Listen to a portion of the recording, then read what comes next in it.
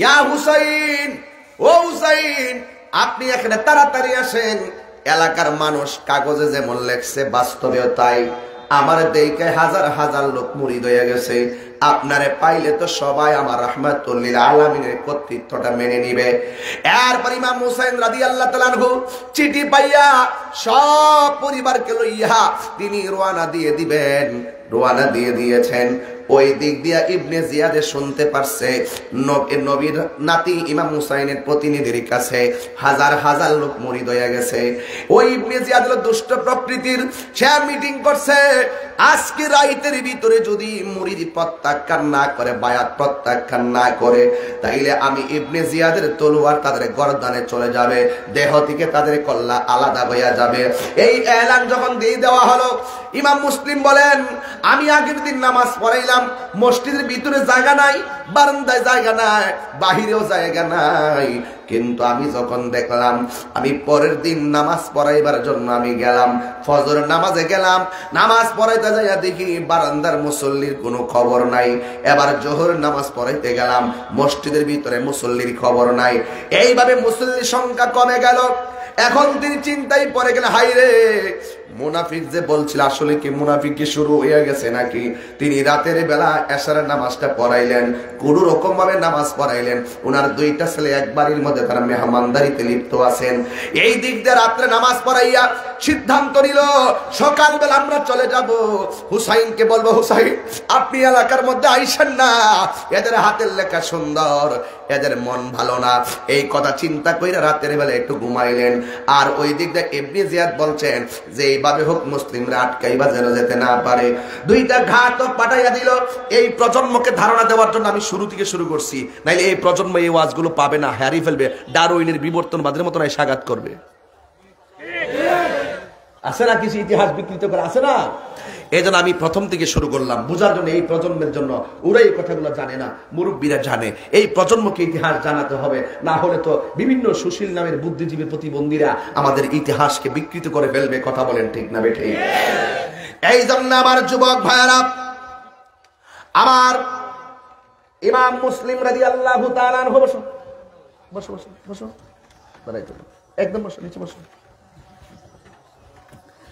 আমার যুবক ভাইরা, আমার মুরব্বী বাবারা, ইমাম মুসলিম মনে মনে ভাবলেন সকালবেলা চলে যাব, ইমাম হুসাইনকে বলবো তিনি যেন না আসে।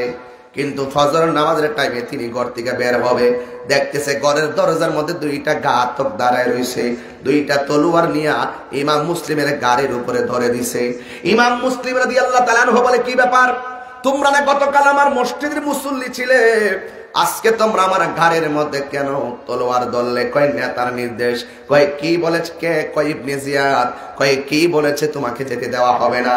ইমাম মুসলিম ডাক দিয়া কয়, খবরদার, আমাকে বাধা দিও না, আমি তো তোমাদের ব্যবহার দেখে হুসাইনকে বলছি আসার জন্য, কিন্তু আমি তো আমার চিঠি পেয়ে ইমাম হুসাইন তো তিনি হয়তো চলে আসতেছেন, আমার তাড়াতাড়ি ছেড়ে দাও, আমি গিয়ে হুসাইনকে বলবো না না আসার দরকার নাই। এই এলাকার মানুষের মুখের সঙ্গে অন্তরের কোনো মিল নাই। এবার ওরা ডাক দিয়ে বলে, না তুমি গেলে আর আসবে না, তোমাকে ধরে নিয়ে যেতে হবে। ইমাম মুসলিম বলে, নবীর আওলাদেরা ওয়াদার খেলাফ করে না, আমাকে বিদায় দিয়ে দাও, আমি ইমাম হুসাইনকে না করে আমি আবার রিটার্ন তোমাদের কাছে আসবো। কয়ে না না, তোমাকে যেতে দেওয়া হবে না। যখন বলছে আমাকে যেতে হবে, ধাক্কা মেরে মাটিতে ভাগাইয়া, আল্লাহু আকবার, গলার মধ্যে ছুরিটা যখন ধরছে, একদম টাইট করে ধরছে, মনে হচ্ছে গলা কেটেই ফেলবে। ওই মুহূর্তে ইমাম মুসলিম ডাক দিয়ে কয়, তোমরা যদি আমি যেতে চাই আমার কি করবা? কয় মেরে ফেলবো। কয় মাইরাই যেহেতু ফেলবা, যেতে যেহেতু দিবে না, কারণ আমি যদি না যাই, ইমাম হুসাইন যদি আইসা এখানে আমার চিঠি পাইয়া বিপদে পড়ে যায়, আমি আল্লাহর দরবারে হাসরের ময়দানে আমি আসামি হইয়া যাব। এই কথা বললে অনেক চিৎকার পাঠতেছে, এরপরে ছাড়ে না। গলার মধ্যে ছুরিটা ধরার পরে ইমাম মুসলিম রাদিয়াল্লাহু তাআলা আনহু বলে, আমার যদি মাইরাই পালাও, তবে একটু সময় দাও, আমি আল্লাহর জমিনে 2 রাকাত নামাজ আদায় করব। কয় রাকাত বললাম ভাই? আচ্ছা বলেন তো, অন্য কিছু চাইলো না, নামাজটা পড়লো কেন? কারণটা কি? নামাজটা পড়ে ইমাম মুসলিম বুঝায় গেছে যে এদের নামাজ আর আমার নামাজ এক নামাজ না। এই জন্য 2 রাকাত নামাজ পড়ছেন, দেখবেন কারবালার ঘটনা পেয়ে যাবেন ইমাম হুসাইনও 2 রাকাত নামাজ পড়ছে। কেন পড়ছে? বুঝাই গেছে এদের উজু আমার উজু, এদের নামাজ আমার নামাজ এক নামাজ না। এরা হলো ইয়াজিদ প্রীতি, আমি হলাম হুসাইন রাহমাতুল লিল আলামিন প্রীতি। জোরে কোন সুবহানাল্লাহ। 2 রাকাত নামাজ পড়ল, গলা থেকে কল্লা আলাদা করে দিল। এই দিকটা 2টা ছেলে অন্য বাড়িতে ডাক দিয়া বলবে, ও বাড়িওয়ালা, আমার আব্বা তো সকালবেলা নামাজ পড়ে আমাদেরকে নিয়ে নাস্তা করতো, আজকে আমার আব্বা কোথায়? বাড়িওয়ালা বলতেছে, তোমার বাবারে মুনাফিকরা মাইরা ফেলাইছে। কেন মারছে? এরা আমার আব্বার কাছে মুরিদ হইছে, এরপরে মাইরা ফেলাইছে। হাই রে, আমার আব্বা না চিঠি লেখছে হুসাইনকে দলবল নিয়ে আসার জন্য। এরা যদি আসে আমার বাবার মতো বিপদে পড়ে যাবে। বাবারে হারাইছি দুঃখ করি না, ইমাম হুসাইনকে হারাইতে পারবো না। আমাদেরকে মদিনার রাস্তাটা দেখায়া দেন, আমরা 2 ভাই চলে যাব। হুসাইনকে বলবো যেন তিনি না আসে, এলাকার মানুষ ভালো না। এই কথা বলার পরে ওই দিক দিয়ে ইবনে জিয়াদ মিটিং করলো। শুনেছি ইমাম মুসলিম তো শেষ হয়ে গেছে, ওনার নাকি 2টা সন্তান আছে। এই 2টা সন্তানকে যারা ধরে এনে দিতে পারবে আমি তাদেরকে পুরস্কার দিব। এই কথা বলার পরে একজন দাঁড়ায় গেছে, যার নাম হলো হারেস। হারেস ডাক দিয়ে, তুই কেউ না পারলো আমি পারবো, কারণ এলাকার রন্ধ্রে রন্ধ্রে গুপ্তচোর রাস্তায় আমি ফার্স্ট, আমাকে দায়িত্ব দেন, আমি ধরে আনবো। এই কথা বলার পরে হারেস তাকে খোঁজার জন্য বের হয়ে গেছে।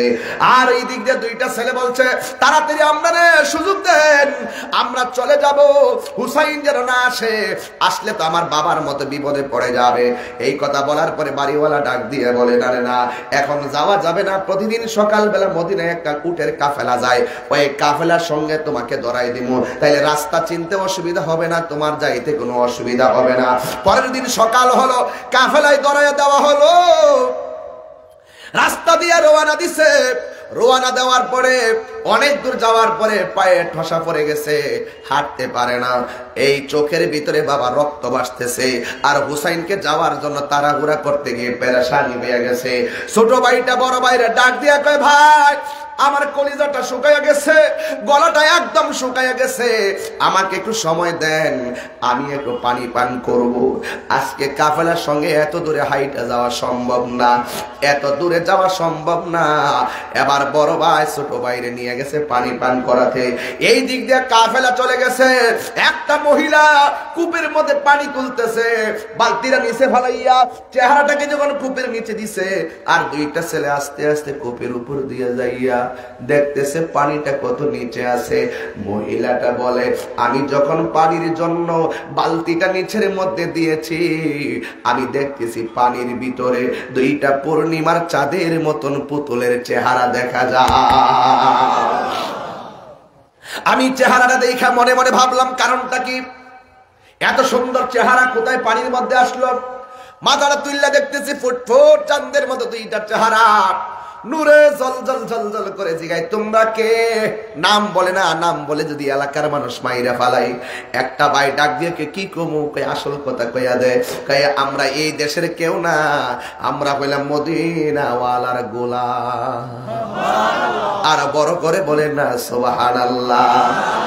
মহিলা ডাক দিয়ে কি ব্যাপার? আমরা মদিনা যাব। এখন তো পাবে না, আমার সঙ্গে বাড়িতে চলো, বাড়িতে গেলে তোমাকে রাত্রে রাখবো, সকালবেলা কাফেলা ধরাইয়া দিব, তোমরা চলে যাইবা। মনের ভয় গোপন রেখে বাড়িতে চলে গেছে।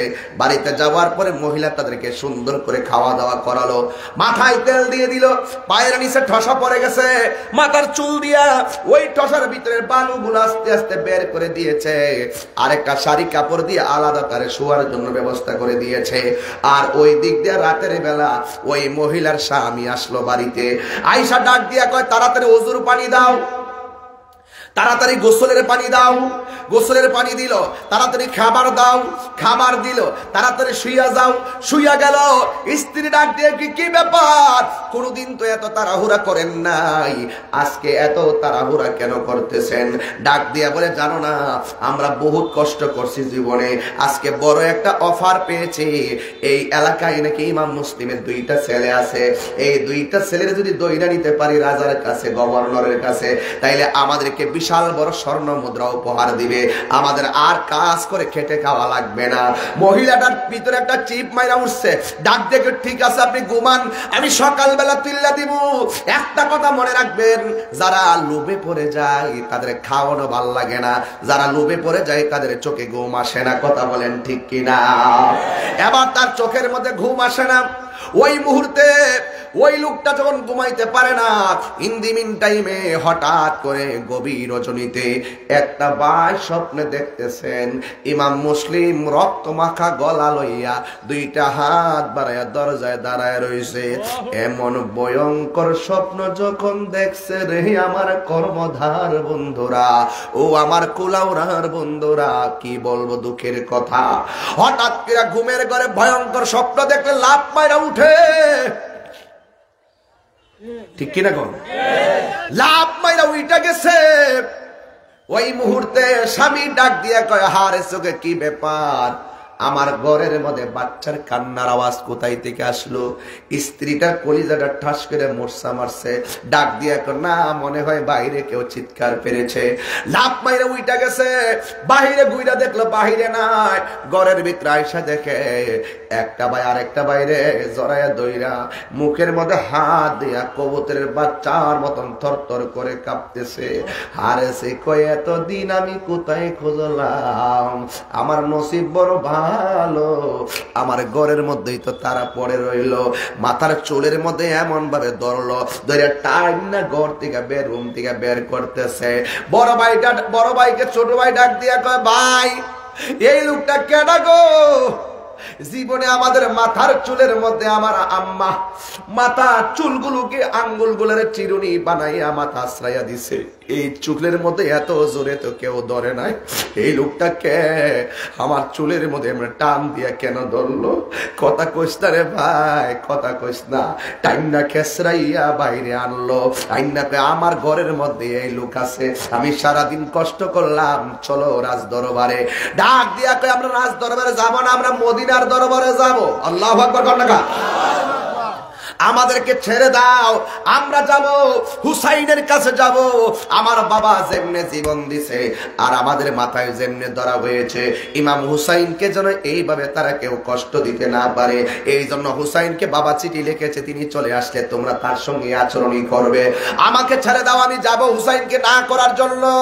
এবারই ওই হারেছে কয়, না না তোমরা গেলে আসবে না। ওই দুইটা সন্তান ডাক দিয়ে বলে, নবীর আওলাদের আওয়াজ আর খেলা করে না, জোরে কি সুবহানাল্লাহ বলা যাবে না? আমাকে ছেড়ে দাও। এই কথা বলার পরে ডাক দিয়া বলেন, না তোমাকে ছাড়লে আমি পুরস্কার পাবো না, বড় একটা অফার খতম হয়ে যাবে, তোমাকে ছাড়া যাবে না। এই কথা বলার পরে দুই বাইরে ধাক্কা মাইরা মাটির মধ্যে ফালাইয়া দিল। ওই ইমাম মুসলিমরা যেমনে গলায় ছুরিটা চালাইলো, ঠিক এইভাবে গলার মধ্যে ছুরিটা যেন চালাইয়া দিবে। কয়, তোমরা যদি এমনিতে না যাও, মেরে তোমাদের মস্তক রাজ দরবারে নিয়ে যাব।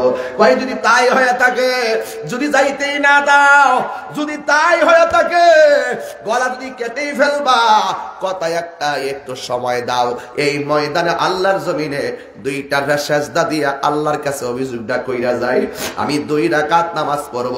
হিসাব মিলাইয়া দেখেন ইমাম মুসলিমও কয় 2 রাকাত নামাজ পড়ব, ওনার ছেলেও কয় 2 রাকাত নামাজ পড়ব। এই 2 রাকাত নামাজ পড়ার পরে বড় ভাইটার সামনে ছোট ভাইটারে ধাক্কা মাইরা ফালাইয়া গলার মধ্যে ছুরিটা যখন চালাইয়া দিবে, বড় ভাইটা ডাক দিয়ে, কি খবরদার রে হারেস, আমার সামনে আমার ভাইয়ের গলার মধ্যে ছুরি চালাইস না। কেন কেন কেন? আমার বাবা চলে গেছে, আমি তার অভিভাবক, আমার সামনে আমার ভাইরে গলা কাটলে আমার সহ্য হবে না। জবাই যদি করতে হয় আমার আগে আমার ভাইরে জবাই করবা না, আমার ছোট ভাইকে ছেড়ে দাও, আমাকে জবাই আগে করো, এরপরে করলে আমার ভাইকে করো। ছোটটারে ফালাইয়া আবার বড়টারে ধাক্কা মারে ফালাইলো, ফালাইয়া গলার মধ্যে ছুরিটা চালাইয়া দিব। ছোট ভাইটা ডাকে, খবিস, এ মুনাফিক নাফরমান, কেমনে বাবলি বাবার জায়গায় আমার বড় ভাইটা আমার সামনে গলা কাটবি, আর আমি ছায়া ছায়া তামসা দেখমো, হতে পারে না। জবাই যদি করবা, ভাই বড় ধন রক্তের অভিবাদন। ও আমার কর্মদার বাবারা, একটা ফ্যামিলির মধ্যে যদি তিনটা ভাই তাকে মিলেমিশে থাকতো, একটা ভাই আরেকটা ভাইয়ের সঙ্গে মিল্লা থাকবেন, সমাজের মানুষ আপনারে ভালো বলবে, আল্লাহ ভালো বলবে। এই জন্য ভাইয়ের বন্ধন যেন কখনো কোনো কারণে ছিন্ন না হয়। আপনি লন্ডন থাকেন, সিঙ্গাপুর থাকেন, কিন্তু অসুবিধা নাই, একটা ভাই দূরে থাকলেও অসুবিধা নাই, কিন্তু মনের দিক দিয়া একটা রাজ্যে বসবাস করা লাগবে, তাইলে আপনার ঘরের মধ্যে সৌন্দর্য বিকশিত হবে। এবার বড় ভাইটার গলায় ছুরি চালাইব, ছোট ভাইটা কয় হারে জবাই যদি করবা আমার সামনে বড় ভাইরে করলে আমি মানব না, আর আমার বড় ভাইয়ের সামনে আমার জবাই করলে আমার ভাই মানবে না। তাইলে একটা কাজ করো, দুইটা বাইরে সমান সমান করে মাটিতে শোয়াইয়া দুইটা বাইরে গলার মধ্যে সমান তালে তুমি ছুরিটা চালাইবা। একজন যেন আগে না মরে, একজন যেন পরে না মরে, এক তালে গলায় ছুরি চালাইও। নাই নাই, ইমাম হুসাইনের গলা, ইমাম হুসাইন এই প্রতিনিধি, ইমাম মুসলিমের দুইটা ছেলে, ইমাম মুহাম্মদ আর ইমাম ইব্রাহিম, দুইজনে গলায় ছুরি চালাইছে। ওই দিক দিয়ে ইমাম হুসাইন চলে আসতেছে। ওই কাফেলার মধ্যে ইমাম মুসলিমের একটা মেয়ে ছিল, মেয়েটা ডাক দিয়ে হুসাইন, কোনদিন তো আমার এত আদর করেন নাই, গরমের কারণে মাথায় পানি দিয়ে দিতেছেন, আর গরমের কারণে কাউকে পানি দেন নাই, কিন্তু আমাকে আপনি বারবার পানি পান করে দিয়েছেন, কারণটা কি? ওরা কি আমার আব্বারে মাইরা পালাইছে নাকি? দেখছেন নি আলামতরা, কেউ খবর দিতে হয় নাই। ইমাম হুসাইনের চোখের মধ্যে তো আমার আল্লাহ দেওয়া নূর।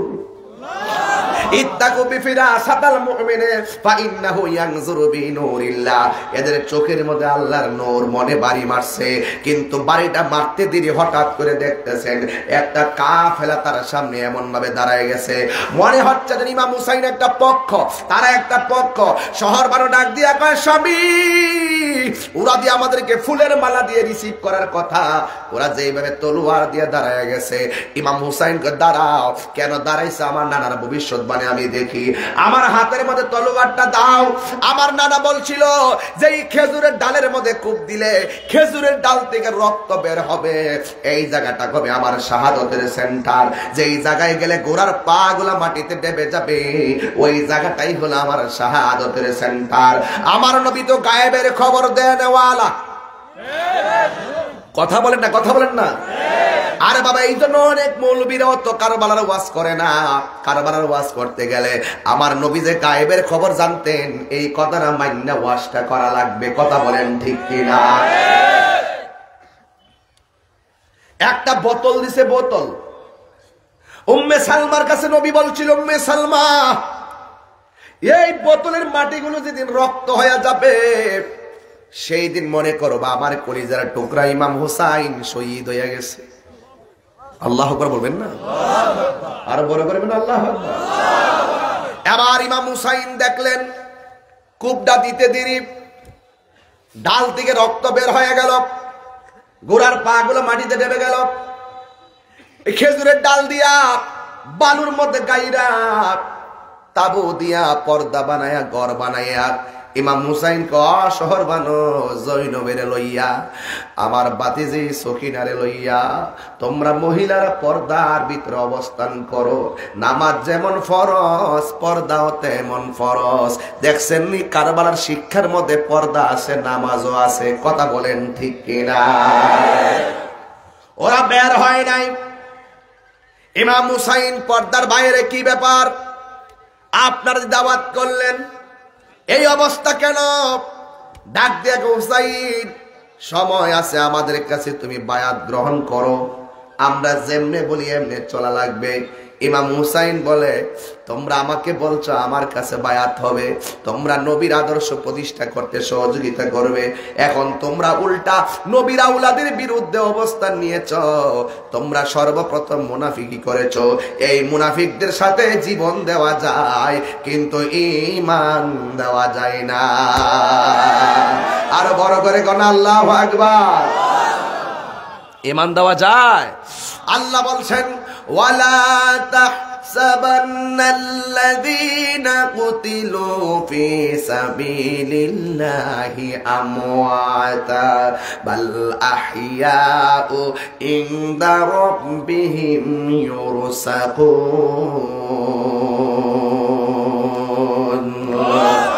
আল্লাহ বলছে যারা আমি আল্লাহর পথে নিহত হয় এদেরকে তোমরা মৃত বলে ধারণা করিও না, এরা হলো জিন্দা, শুধুমাত্র জিন্দা না, শুধুমাত্র জিন্দা না। আল্লাহ রাব্বুল আলামিন বলেন ওই শহীদগণ আমি আল্লাহর পক্ষ থেকে জান্নাতি খাবার খাইতেছে। ইমাম হুসাইন বলে তোরা চিনস্তি আমি কেডা? আমি হইলাম কোটি কোটি নারী সমাজের সর্দারিনী খাতরে জান্নাত মা ফাতেমার বেটা। আমার সিনস্তি আমি কেডা? আমি কইলাম মৌলা আলীর বেটা। আমার সিনস্তি আমি কেডা? আমি হইলাম জান্নাতের মালিক রাহমাতুল লিল আলামিনের কলিজার টুকরা নাতি হুসাইন। আমি জীবন দিব কিন্তু ঈমান দিব না। এখন তারা কি করছে দেখেন, মানুষের কয়েকটা দুর্বল পয়েন্ট থাকে, একটা দুর্বল বের করেছে। যেহেতু ইমাম হুসাইন পরিবারের সঙ্গে অস্ত্র কম, এই জন্য অস্ত্র নিয়ে তারা টেনশন করে না। এরা প্রথম পলিসি লোক বেশি লাগাইছে, 72 জনের জন্য 80,000 দরকার নাই, 40,000 দরকার নাই। 72 জনকে মেরে ফেলার জন্য মাত্র 5,000 লোকই যথেষ্ট, কিংবা 2,000 লোকই যথেষ্ট। এরপরে এত লোক লাগাইছে কারণ কি? কুফাবাসীর লোকেরা জানতো, এই মুনাফিকরা জানতো ইমাম হুসাইনের সৈন্য সংখ্যা কম হতে পারে, তার গায়ের জোরের চাইতে বেলায়েতের পাওয়ার কম না বেশি। আর বড় করে কি আল্লাহু আকবার বলবেন না? এরপর আরেকটা দুর্বল পয়েন্ট হলো, ওরা হুসাইনের চতুর্পাশে যে ফুরাতের পানি আছে সব পানিগুলা বন্দি করে দিয়েছে। ওরা প্রথম আঘাত করে নাই। যখন আস্তে আস্তে দিন যায় পানিগুলা শুকাইয়া যাইতেছে, পানি কমে গেছে, মস্কের মধ্যে পানি নাই, ওরা ফুরাতের পানি বন্ধ কইরা দিছে। দেখছেন নি কেমনে ঠান্ডা ওয়াজ করতাম রে বাবা, যে এই নবী সৃষ্টি না হইলে পানি হইতো না, ওই নবীর আওলাদের জন্য তারা পানি বন্ধ কইরা দিল। রাসূল বলছেন দুইটা জিনিসের বাধা দিও না, একটা হলো রাস্তার বাধা, আর একটা হলো পানির বাধা। ওরা পানির বাধাই দিয়ে ফেললো, রাস্তায় ব্যারিকেড দিয়ে সীমা লঙ্ঘন করলো। ইমাম হুসাইন রাদিয়াল্লাহু তাআলা আনহু ওনার জন্য পানিটা বন্ধ করে দিল। এই পানি আস্তে আস্তে তাদের পানি যখন ফুরাইয়া গেল, শহর মানুষ ডাক দিয়া কয় স্বামী গো, আমার 6 মাসের বাচ্চা। বাংলাদেশের কিছু কুলাঙ্গার বাচ্চারা বলে কি বলে জানেননি? ইমাম হুসাইন নাকি যুদ্ধ করার জন্য কারবালায় গেছে। আপনারা জবান খুলে কোন তিনি কি যুদ্ধ করার জন্য গিয়েছেন? যদি যুদ্ধ করার জন্য যাইতো তাইলে কি 6 মাসের বাচ্চা কি যুদ্ধের মাঠে লইয়া যায়? কারবালার সঠিক ইতিহাসকে বিকৃত করে। যদি যুদ্ধ করতে চাইতেন কখনো 6 মাসের বাচ্চা সাথে নিতেন না, কখনো মহিলা নিয়ে যেতেন না। যুদ্ধে যারা পারদর্শী তাদেরকে নিয়েই তিনি যুদ্ধ করতে যেতেন। আর যুদ্ধ করতে গেলে কখনো নিজের এরিয়া ছেড়ে ভিন্ন এরিয়ায় যেতেন না, এবং কোনদিন অসুবিধা করে যুদ্ধ করতেন না। কারণ ইমাম হুসাইন নানাকে বলছিল, নানা আমি কিচ্ছু চাই না, একটা ঘোড়া চাই, ঘোড়া। উনি এত জিহাদের জন্য উদ্বুদ্ধ ছিলেন। তিনি কি রাস্তা বুঝতেন না? তিনি কি যুদ্ধের সিস্টেম বুঝতেন না? বুঝতেন। যদি যুদ্ধ করতে যেতেন তিনি শুধু একটা তলোয়ার নিয়ে যেতেন না, কুশবদ্ধ তলোয়ার ছাড়া কিছু সাথে ছিল না। কোথায় আর কোথায় চলে গেছে পায়ে হেঁটে। আমার যুবক ভাইরা, অনুরোধ রইল আপনাদের কাছে, আমরাও হুসাইনের পক্ষে থাকতে চাই কি চাই না? কারা কারা থাকতে চান 2 হাত তুলে দেখাবেন। নারে তাকবীর, নারে রিসালাত।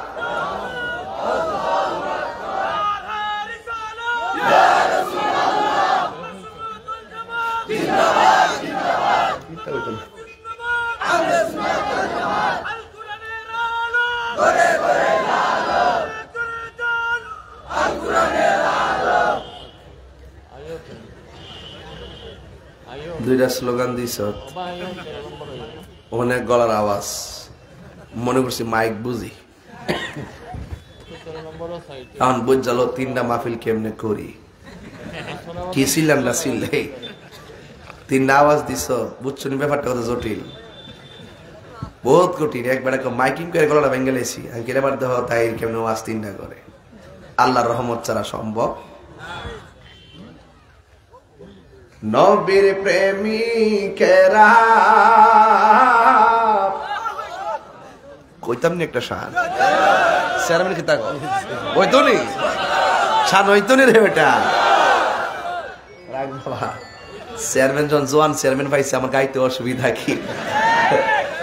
মনে হচ্ছে 22 বছরের বলা চেয়ারম্যান হয়ে বইছে। মাশাআল্লাহ, আল্লাহ চেহারার মধ্যে আরো বরকত দাও। আমিন আরো যেখানে আমিন কন্যা কন্যা। নবীর প্রেমিকেরা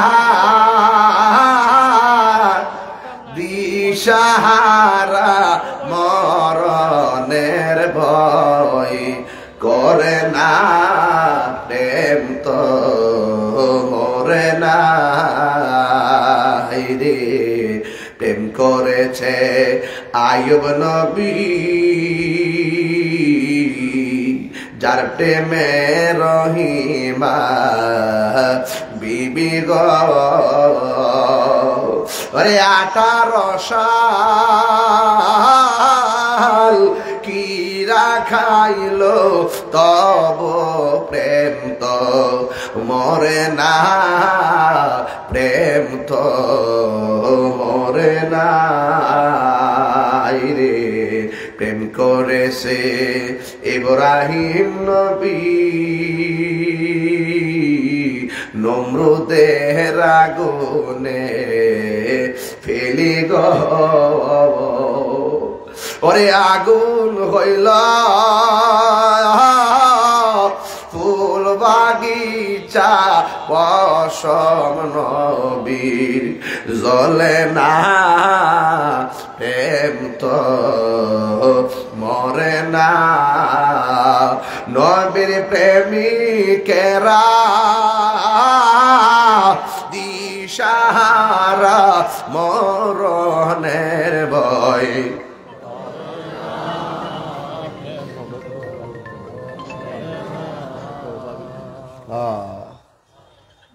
ঠিক আছে, বুঝছি। আমি যে খাইলাম না কিচ্ছু, তোরা তো একটা চা কফিও দিলে না। অন্তত কফিটা খাইলে তো পেটটা বললইলে। বুঝলাম না অত নাই স্যার, তোর রাস্তা কালকা খাইছি রে, কালকা দিও, আজকা দিও না। আজকার দরকার নাই, আগামীকালে দিও। কি একটা ব্যাটারে দিছে কফি ডালতে, হ্যাঁ হাত কাঁপতাছে, পুরা কাঁপতাছে। দেন না এই বেটা, কাঁপিস না, দে রাখ এটা রাখ। আসলে দিনের বেলা মাফি তো চেয়ারম্যান সাহেব, আর দৌড়াই আইসি না, বুঝেন না। আর আই কি ওয়াস্তিল যা মোটর সাইকেল কিন্তু ডাইরেক্ট স্টার্ট মারে দন যা, এটা আস্তে আস্তে গিয়ার ফালায় টানোর লাগে না। গাড়ি কি হুট করে স্টার্ট মারে? আমি তাই হুট করে স্টার্ট মারে দিছি, এলাকা অ্যাক্সিডেন্টের হতে যেতেছি। তোমরা চিল্লে লাভ খাইতে পারবো না।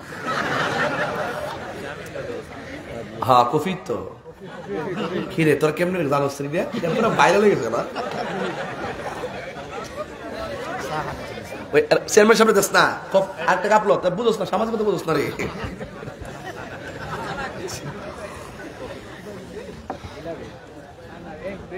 তোর দিল লুল পড়তেছ রে। না না দে ওই হুজুরে দে, আরেকটা দাও হুজুরে দাও, আর আমার বাজিরে দাও, পিসাবে দাও। ইয়া আল্লাহ কি দা করবে ওটা?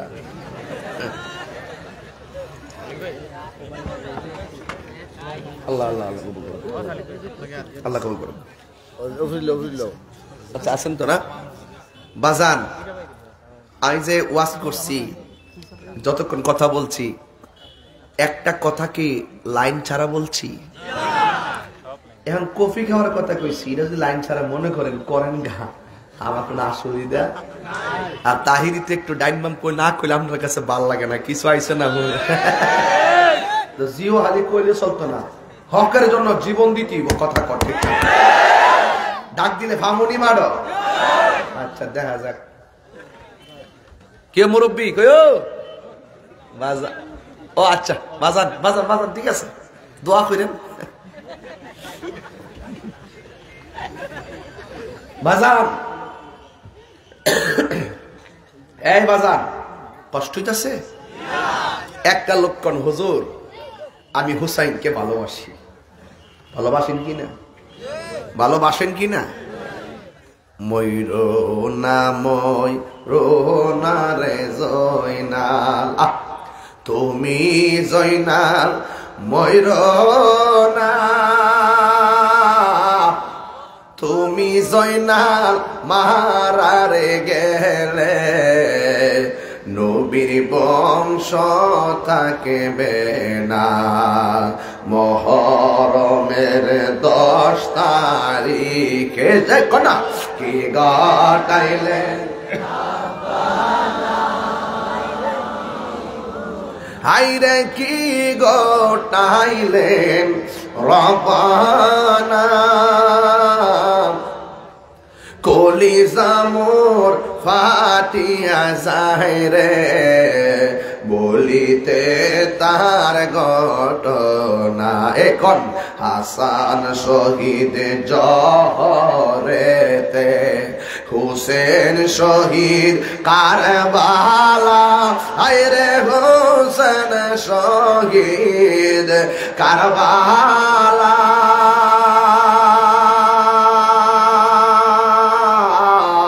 জয়নাল আবেদিন বন্দিরে হইল এজিদের রোজের খানা।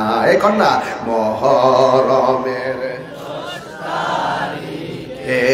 কি গোটাইলেন রব্বানা, হাইরে কি গোটাইলেন রব্বানা,